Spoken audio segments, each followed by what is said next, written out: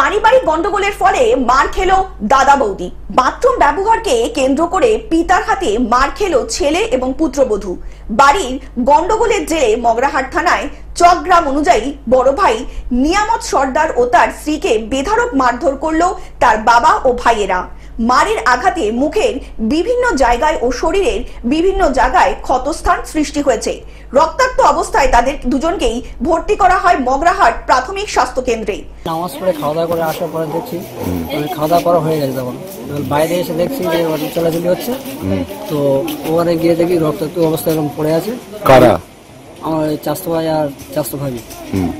এবার আমি টোটো করলাম, টোটো করে প্রথমে 2-3 টোটো গাছ ফোন করলাম, তারা কল রিসিভ করে আসবে না বললাম। তারা ফির টোটোওয়ালায় বাড়িতে গেলাম, গিয়ে টোটো করে নিয়ে আনলাম। চিল্লাচিল্লি করছিল কাদের উপরে করছিল? মানে বড়াব্বা আর বড়মা হচ্ছে যে ভাবি আর দাদার উপরে চিল্লাচিল্লি করছে, এনাটাও করছিল। এবার ওখানে কেউ ধরেনি বা কেউ করেনি। মারলো মনে হচ্ছে কি ওরা অনুভূতি তো। তারপরে কি হলো? তারপরে ওখানে এবার রক্ত বার হচ্ছে, কেউ নিয়ে আসছিল না। আমি টোটো করে হসপিটালে নিয়ে গেলাম। দক্ষিণ 24 পরগনা থেকে বাবলু প্রামাণিকের রিপোর্ট, গ্লোব নিউজ।